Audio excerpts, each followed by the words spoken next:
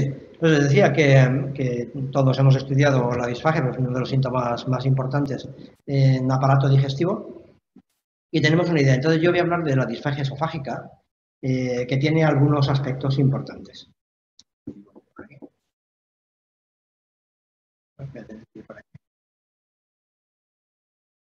La disfagia esofágica la veréis en los libros como disfagia de transporte o disfagia esófago-gástrica, y en realidad es la percepción de la dificultad para el transporte del bolo, sea saliva, sea líquido o sólido, a través del cuerpo esofágico o de la unión esófago-gástrica.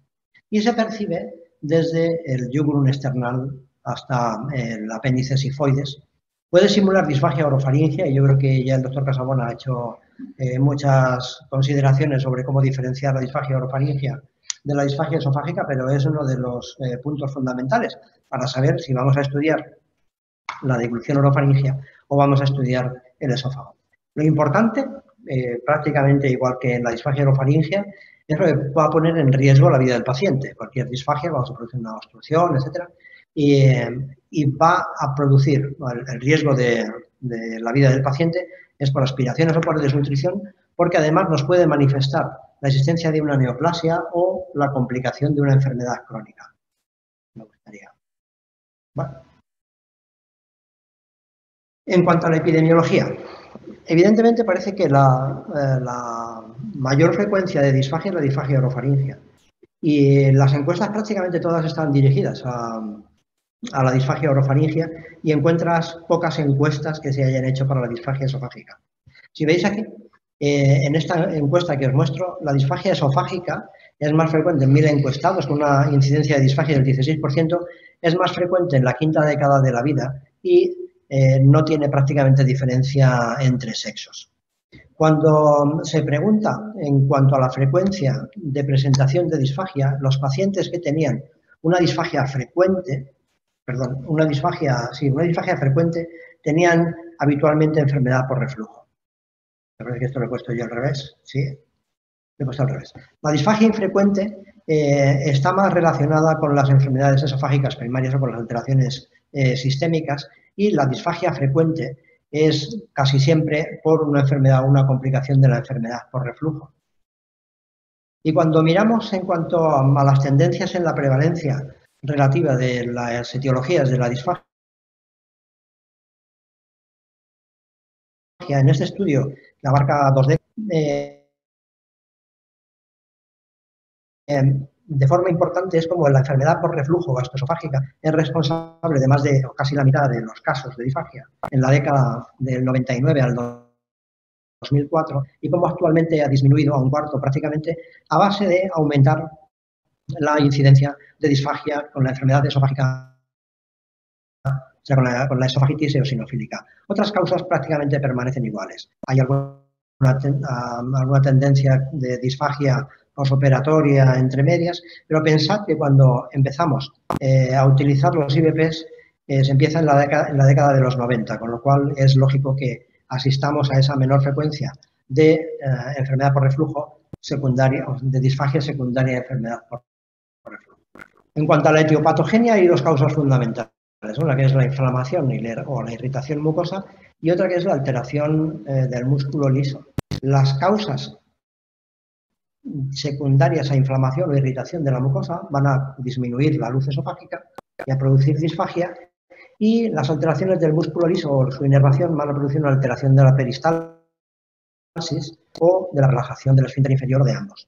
Y en cuanto a la clasificación, según la etiología, dependiendo, como decíamos, de si se ha disminuido la luz o es una alteración funcional, vamos a distinguir una disfagia orgánica, con causas mecánicas o anatómicas que dividiremos también en benigna y maligna, y una causa funcional que obedece a las alteraciones fundamentalmente del funcionamiento neuromuscular del esófago.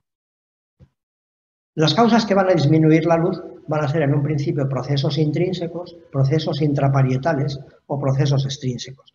Los procesos intrínsecos van a ser fundamentalmente cuerpos extraños, anillos o membranas, y en los procesos intraparietales vamos a distinguir la inflamación de la esofagitis, de las estenosis pépticas o las infiltrativas por esofagitis eosinofílica, de las fibrosis o los tumores que pueden haber en la pared, y de los procesos extrínsecos, que van a producir compresión o infiltración o por invasión directa, como van a ser los tumores, las adenopatías, malformaciones vasculares o los procesos degenerativos óseos de la columna cervical. Otro apartado dentro de la etiopatogenia, como decíamos, es el de las enfermedades neuromusculares que van a producir disfagia funcional. Otro apartado, como de causas especiales de disfagia, serían las causas postquirúrgicas o las causas medicamentosas.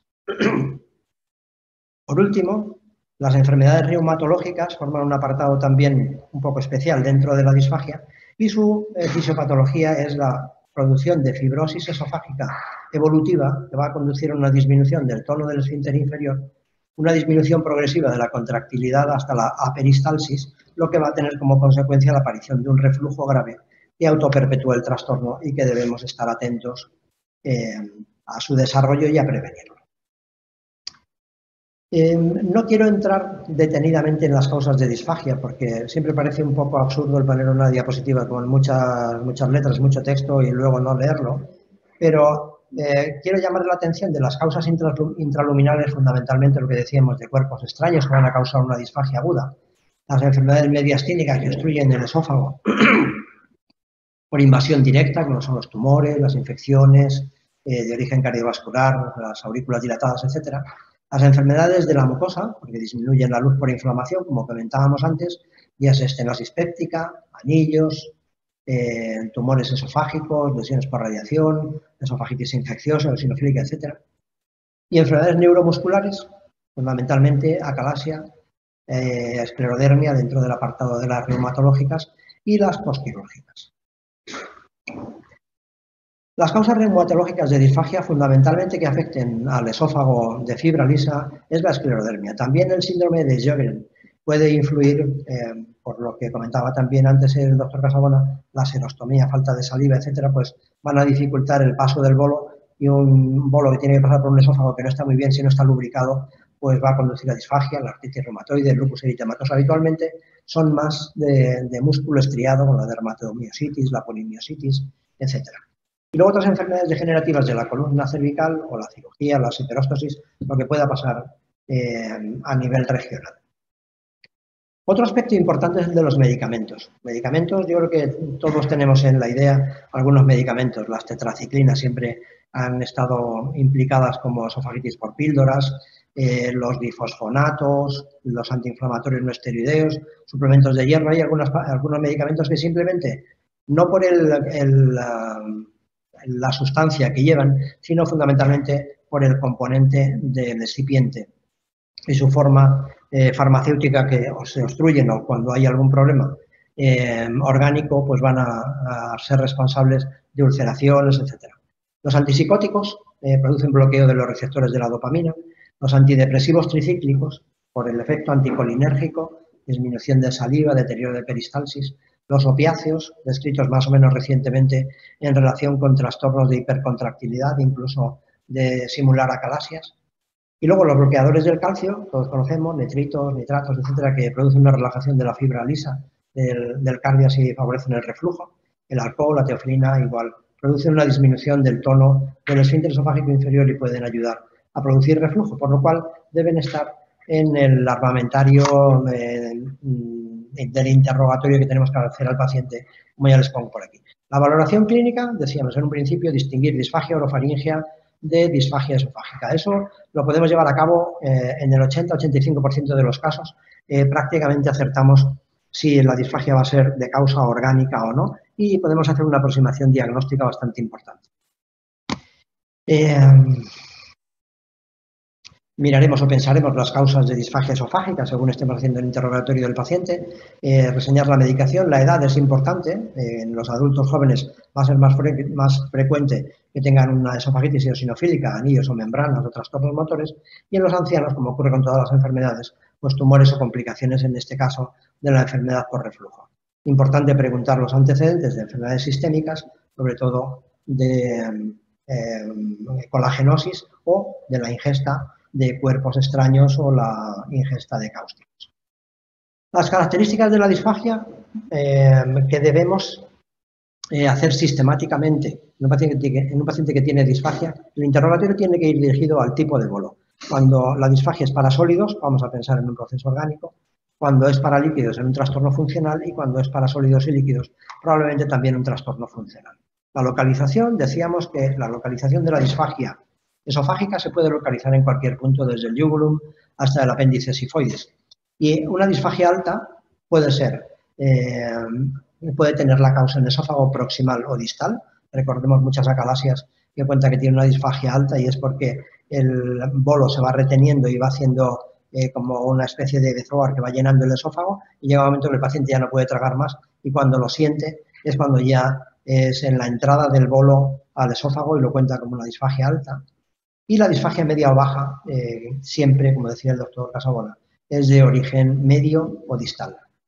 La forma de presentación brusca va a referirnos o va a remitirnos a una impactación aguda, de causa orgánica, o si es una impactación intermitente, igual a una causa orgánica. Y luego iremos sobre las cosas que tenemos que hacer en estas situaciones. Cuando la forma de presentación es gradual, habitualmente nos orienta a una causa orgánica, sobre todo si es progresiva, es decir, el paciente cada vez tiene que deglutir bolos de diámetro más pequeño. Pero también ocurre esto en las enfermedades funcionales del esófago. En cuanto al tiempo de evolución, una disfagia de aparición reciente nos va a hacer sospechar una neoplasia y cuando es de larga evolución nos hará pensar en causas orgánicas o funcionales. Importante también, decía el doctor Casabona, síntomas acompañantes. La disfagia no es sinónimo de una enfermedad en concreto, sino que va acompañando a otros síntomas y nos van a ayudar esos síntomas a llegar al diagnóstico final. Pirosis, regurgitación en caso de disfagia, dolor torácico, la tos, la pérdida de peso, y nos va a ir orientando según vayamos aquilatando el interrogatorio con enfermedad por reflujo, un trastorno motor, una neoplasia. Y hay veces que nos confunde, no es la primera vez ni será la última, que viene un paciente cuando viene a hacer una manometría, le interrogas y dices esto es una acalasia y resulta que no es una acalasia, es a lo mejor una estenosis de otro tipo, pero que hay veces que el diagnóstico puede ser difícil con el interrogatorio dirigido y bastante detallado. En cuanto a la exploración física, decía el doctor Casabona, fundamental, el estado general de hidratación y nutrición. Una disfagia crónica va a desnutrir al paciente y si ha habido una disfagia aguda del tiempo que sea de evolución, el paciente puede venir deshidratado. El estado de conciencia igual, un paciente se puede chocar, una ingesta de lejía, una ingesta de un alimento que haya podido afectar también a la vía respiratoria, etcétera.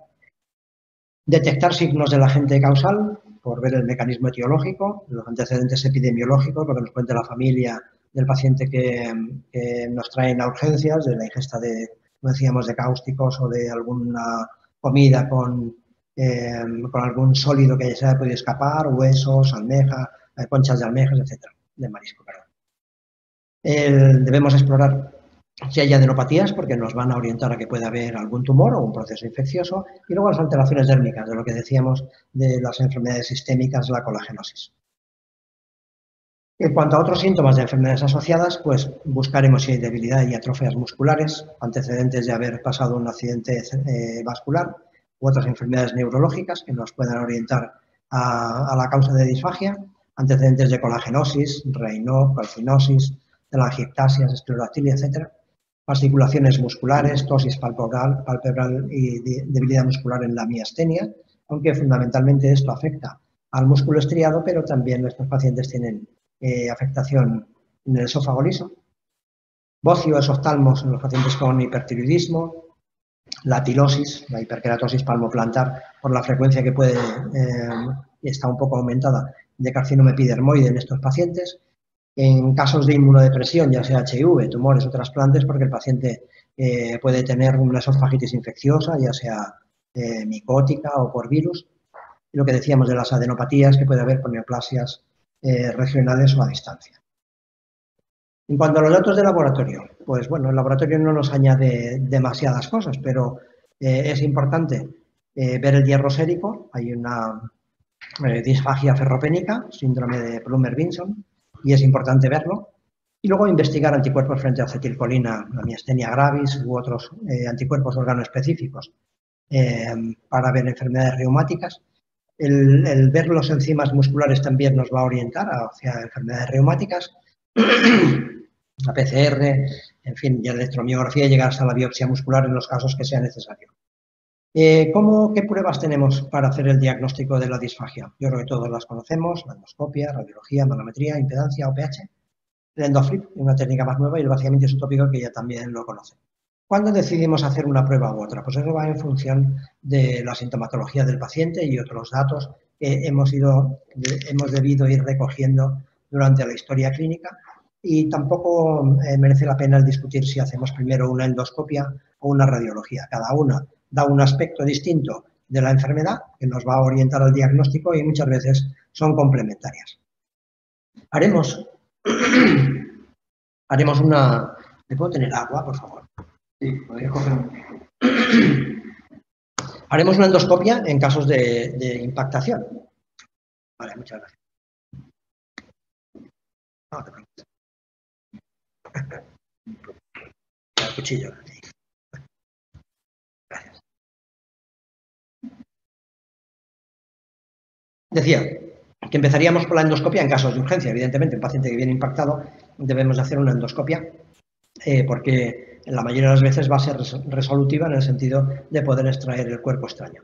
Pero no solamente de extraer el cuerpo extraño, evidentemente si es un cuerpo extraño muy grande se puede impactar en un sujeto sano, pero la mayoría de las veces las impactaciones con carne o con otro tipo de sólidos suceden en pacientes que tienen una patología crónica, habitualmente enfermedad por reflujo o una esofagitis eosinofílica, etc. Y entonces eso es lo que tenemos que valorar. Valorar inflamación, infección, después de que hemos extraído el cuerpo extraño. Descartar malignidad es otra de las indicaciones para la endoscopia. Valorar las complicaciones de la enfermedad por reflujo. Valorar el estadio de la esofagitis eosinofílica. Y cuando hay retención o dilatación o contracciones simultáneas o cardias puntiforme, que muchas veces lo vemos, ya el endoscopista nos va a orientar a que el paciente o corroborar la sospecha clínica que teníamos de la existencia de un trastorno motor. Os pongo aquí una imagen de un cuerpo extraño, una esofagitis erosiva, una esofagitis candidiásica o un leiomioma esofágico. En estos casos, cuando encontramos alguna lesión, decimos submucosa, una ecoendoscopia nos va a ayudar a ver este tipo de lesiones y a valorar las compresiones extrínsecas. La radiología, pues bueno, lo hacemos antes o después.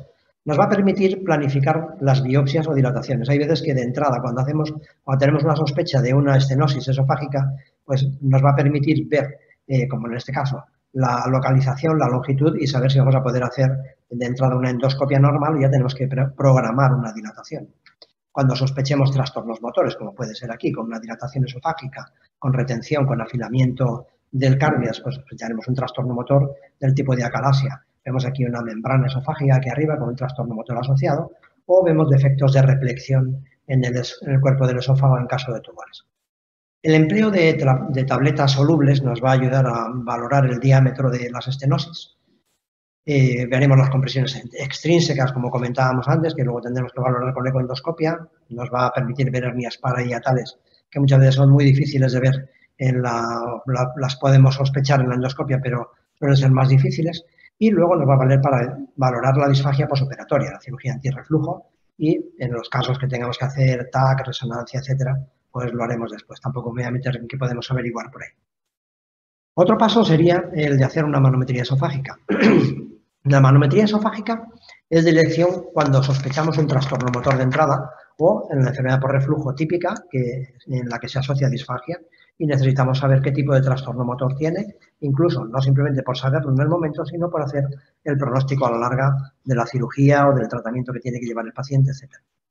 Está indicada cuando la radiología y la endoscopia no aportan datos concluyentes tras la curación de la esofagitis o la dilatación de estenosis, porque muchas veces nos solicitan manometría esofágica, paciente con una disfagia que está sospechando que es una complicación de enfermedad por reflujo.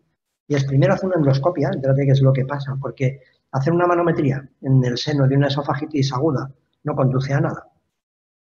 Y cuando un paciente tiene una estenosis esofágica, pues igual, dilata lo primero y luego veremos exactamente cómo queda el esófago cuando nos hagamos la idea o estemos planeando el tratamiento a futuro del paciente. Pero si no es con fines de investigación, el hacer una manometría en estas situaciones no conduce a nada. Decíamos que además la manometría nos va a hacer una valoración indirecta de la función de transporte. Vamos a poder ver ondas ineficaces o el aumento de la presión intraesofágica, que nos va a traducir que el bolo no está atravesando bien la unión esófago-gástrica, y nos va a valer para ver la disfagia posoperatoria, en el control posquirúrgico de la fundoplicatura o después de hacer dilataciones, etc. Les pongo aquí ejemplos, lo he puesto como muy llamativo, porque eso es un estudio normal, como ven ustedes, una progresión peristáltica, para diferenciarlo de los otros ejemplos que les pongo aquí. Y eso sería una zona de alta presión que corresponde al esófago superior, la entrada, el esfínter, y eso sería el esfínter esofágico inferior y este del estómago. Entonces ven que cuando el paciente deglute, pues se produce una onda peristáltica fenomenal.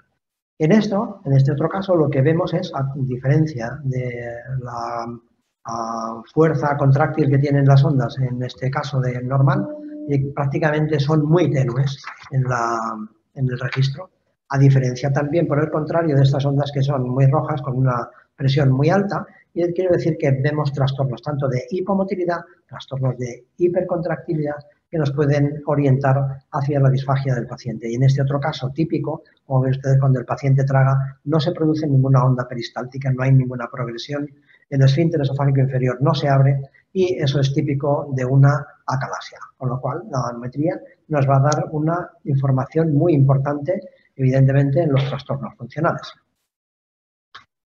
Y en cuanto a la impedancia, cuando añadimos la impedancia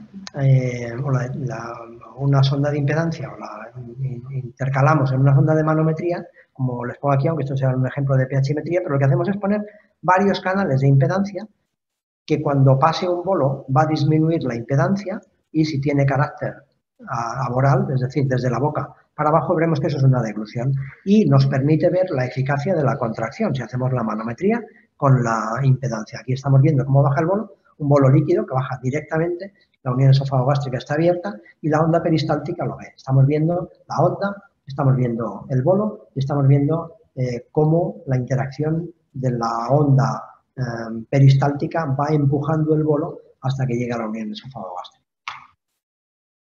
Y podemos ver muy bien trastornos de hipomotilidad, explicarnos por qué el paciente tiene disfagia. Esto es están viendo devoluciones que no se siguen de onda peristáltica. Aquí hay una onda peristáltica y otra. Y fíjese, cuando lo vemos con impedancia, la impedancia es todo este líquido que queda de color morado por aquí, como en estas devoluciones se queda detenido en el cuerpo del esófago, una onda peristáltica eficaz lo vacía y aquí vuelve a suceder prácticamente lo mismo. Con lo cual, nos va a resultar muy útil tanto la impedancia como la manometría como la manometría con impedancia. Otro paso sería, exploración de la que disponemos en el arsenal de pruebas diagnósticas para la disfagia, sería la pHimetría.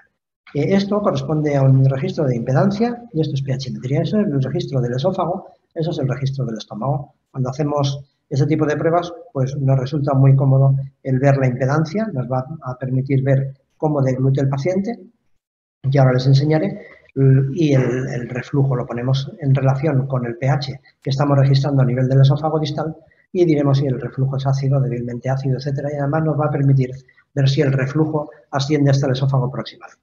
Y aquí tenemos el registro gástrico. Eso sería un estudio con un paciente de reflujo patológico. Muchos episodios de reflujo, todas estas caídas por debajo de 4, lo consideramos patológico. Y pacientes que tienen, a lo mejor hemos detectado un esfínter hipotenso o no tenemos claro exactamente qué es lo que pasa, el completar el estudio con una pHimetría o con una pHimetría con impedancia nos va a resolver muchos problemas. Miren, esto es una impedancia, pHimetría, durante la comida. Este verde de aquí arriba indica que el paciente está comiendo. Y vean cómo podemos diferenciar una deglución normal. Como les decía antes, que la caída de la impedancia, ahí lo vemos en blanco, los valores bajos de impedancia, cuando el paciente deglute, pues tiene un sentido peristáltico. De vez en cuando hay alguna cosa que yo creo que todos lo notamos. Has tragado algo, no ha pasado del todo, te sube, te baja. Pero lo habitual durante una ingesta de un sujeto normal es que ocurra esto.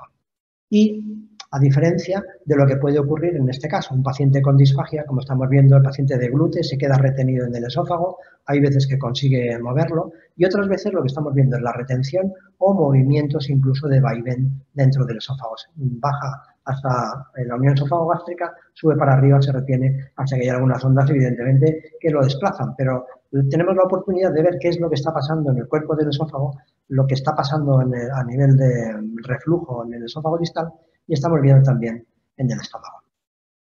Pasamos a otra prueba que nos ayudaría al diagnóstico de otra prueba complementaria para el diagnóstico de la disfagia, y es el endoflip. El endoflip es una manera de medir un poco complicada, con pedancia por planimetría, en fin, una cosa de matemáticas complicada, que lo que hacemos es introducir una bolsa, como un balón de dilatación, en el esófago y situarlo a nivel de la unión esófago-gástrica.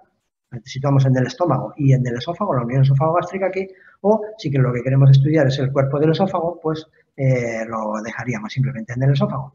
Y lo que estamos viendo aquí, esto correspondería a un sujeto normal, lo que nos mide es el diámetro de la luz esofágica. Eso está en el estómago, evidentemente no refleja la luz del estómago porque está en el fornix y se distiende todo lo que puede, pero a nivel de la unión esófago-gástrica esto es lo que estamos viendo, este diámetro, y en el esófago aquí. Cuando vamos inflando, metiendo volúmenes, aquí estamos con 30, 40, 50 mililitros, lo que estamos viendo es como la unión esófago-gástrica va distendiendo, aumenta el diámetro del cuerpo esofágico, y cálculos matemáticos nos piden ver la distensibilidad, es decir, la resistencia a la distensión del cuerpo del esófago, de la unión esófago-gástrica. Y como paradigma, y por poner la antítesis un poco de lo que es lo normal, este es un ejemplo de acalasia. Lo que estamos viendo es una unión esófago-gástrica muy estrecha que, según vamos metiendo volumen, no es capaz de dilatar más.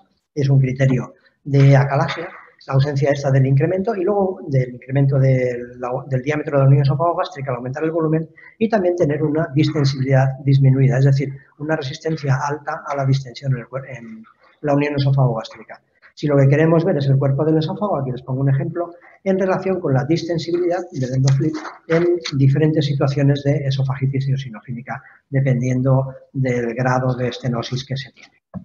¿Y eso? ¿Para qué nos vale la esofagitis eosinofílica? Primero, para saber la distensibilidad del esófago, y segundo, para ver la eficacia de los tratamientos, no solamente la endoscopia podremos verlo más o menos, pero el endoflip nos va a decir si ese esófago es distensible y se va a corresponder habitualmente con la sensación que tiene el paciente o no de disfagia tras la mejoría del tratamiento.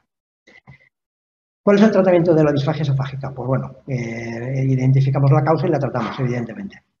Debemos evitar las aspiraciones, los episodios de impactación y los síntomas o complicaciones que se prevean. Como les decía antes, si tienes un paciente que ha tenido una impactación con un cuerpo extraño, se extrae y se ve que el paciente tiene una estenosis, una esofagitis eosinofílica, una esofagitis erosiva, o que tiene un tumor, lo que fuese, ahí tendríamos que tratarlo. Pero en el caso de las esofagitis eosinofílicas, pues poner al paciente ya en contacto con alguien que se dedique al tratamiento de estas situaciones y que le haga una vigilancia estrecha para evitar complicaciones posteriores. Y lo mismo en cuanto al reflujo. El reflujo no podemos decir, tienes una estenosis, se te ha impactado, tómate un omeprazol unos días y se acabó el problema, porque se volverá a impactar.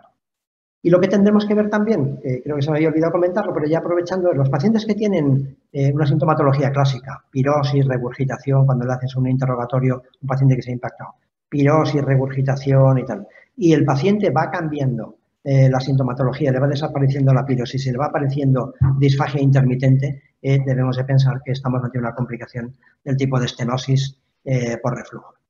La impactación, como decíamos, la resolvemos con desimpactación, identificamos la causa y programamos todo con la esofagitis eosinofílica. Lo que estábamos diciendo, hacer una prueba con IVP y si persiste, pues la budesonida o ponerla en contacto con un equipo que se dedique a esto.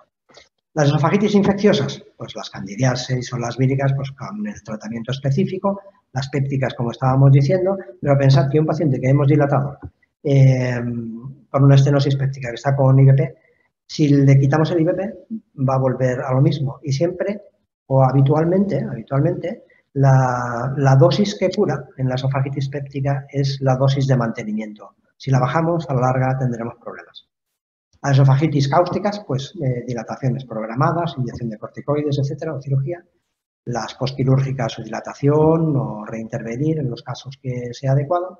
Y las de posradiación, siempre asociamos un IVP porque el reflujo siempre puede estar, o sea, siempre está presente en mayor o menor cantidad, no quiere decir que el paciente tenga una enfermedad por reflujo, pero si quitamos el componente ácido de lo que refluye y añadimos cicatrizantes, sea el supralfato o el ácido hialurónico, pues nos va a venir bien, y luego las dilataciones que procedan en su caso. En cuanto a las estenosis tumorales, pues quimioterapia, cirugía, en fin, lo que esté indicado, y en las ocasiones que esté indicado también, pues la colocación de un stent. En los trastornos motores primarios, pues tenemos desde la inyección de toxina botulínica, dilatación, cirugía, pensar en un trastorno motor secundario y excluir neoplasia, siempre que estemos hablando de un trastorno motor que ocasiona estos problemas, siempre pensar que puede ser secundario. Es frecuente la acalasia secundaria a tumores. Prótesis endoluminales en las estenosis refractarias, como decíamos, o la incisión electroquirúrgica, endoscópica, en fin, cuando se necesite. Y eso es un algoritmo por final, como resumen y conclusión de qué es lo que hay que hacer con un paciente que tiene una disfagia esofágica. Decimos que cuando ya llegamos al diagnóstico de disfagia de transporte o esófago gástrica, pues pensamos si es parasólidos o progresiva o intermitente, pues vamos a pensar una lesión orgánica y vamos a hacer una radiología, una endoscopia o TAC. Ya es lo que decíamos anteriormente, elegir el momento que tenemos que hacer cada exploración dependiendo de las características que estemos sospechando. Y cuando la disfagia es intermitente, que no es progresiva, para sólidos y para líquidos, vamos a pensar que el paciente tiene un trastorno motor esofágico y, en fin, empezaríamos probablemente con una radiología, una endoscopia, por descartar otras cosas y seguiríamos después haciendo, bueno, lo vamos un poco, cuando llegan cuando hacemos el diagnóstico con la radiología o la endoscopia, pues llegaríamos al diagnóstico, haríamos el tratamiento, evidentemente, y cuando no hay lesión orgánica, insistiríamos en la sospecha de trastorno motor y haríamos una manometría, test de estimulación, impedancia, pH, etcétera, y nos llegaríamos al diagnóstico. Esto no corresponde exactamente a la clasificación de Chicago, porque cuando hacemos una manometría, actualmente parece que se empieza, es decir, el esfínter esofágico inferior relaja o no relaja, y a partir de ahí monto el diagnóstico. Bueno, podemos empezar por el cuerpo esofágico. No hay peristalsis en el cuerpo esofágico. Si el paciente tiene hipotonía del esfínter inferior, probablemente tenga una colagenosis y los estudios deberán ir encaminados a ese diagnóstico y completar el estudio con una pHimetría de 24 horas. Si cuando el paciente tiene aperistalsis y tiene un esfínter disfuncional, es decir, lo que decíamos antes, que la unión esófago-gástrica no relaja adecuadamente, es hipertenso o no relaja adecuadamente, pues estaríamos ante casos de acalasia like, el Chagas, la amiloidosis, arcoidosis, en fin, haríamos el diagnóstico diferencial correspondiente. Cuando viésemos hipercontractilidad, al contrario de lo que es la peristalsis, como les mostraba en la manometría, pues pensaremos que es un espasmo o un jackhammer, una hipercontractilidad así en general. Cuando hay hipertonía y disfunción del esfínter esofágico inferior, siempre que la motilidad esté conservada, pues hablaríamos de un esfínter hipertenso o una obstrucción de salida al flujo de la unión esófago-gástrica. Si hay hipotonía del esfínter esofágico inferior, haríamos una pHimetría de 24 horas y comprobaríamos si hay reflujo o no. Y los estudios normales intentaríamos realizar una motilidad ambulatoria, que prácticamente ahora no hacemos, no hay equipos, los equipos que teníamos anteriormente han dejado de hacerlos, pero yo creo que en algún momento se van a desarrollar, por lo que cuentan que hay intención de tener un equipo que te haga una manometría, te haga una impedancia y te haga una pHimetría. Y verías todo de una tacada, lo verías muy bien, pero bueno. Si es normal, como decíamos, la motilidad ambulatoria o el tránsito isotópico, pues pensaríamos en considerar otros diagnósticos y o repetir los estudios en 6-12 meses. Es lo que hacemos porque siempre se ha dicho que los trastornos funcionales del esófago son un espectro evolutivo. No siempre lo podemos comprobar, pero hay algunos pacientes que hemos visto que empezaban dolor torácico intermitente, disfagia intermitente, no llegamos a ver claro qué es lo que pasaba en la manometría y al cabo del tiempo han desarrollado un espasmo o una acalasia, con lo cual estos pacientes en los que no puedes llegar a un diagnóstico claro, pues siempre los dejamos un poco de seguir la evolución y repetir los estudios cuando sea necesario. Y si el tránsito isotópico es anormal, en fin, pues reevaluar el diagnóstico. Yo creo que con esto he acabado, sí. Muchas gracias por la atención. Muy bien, muchísimas gracias, doctor Pérez de la Serna.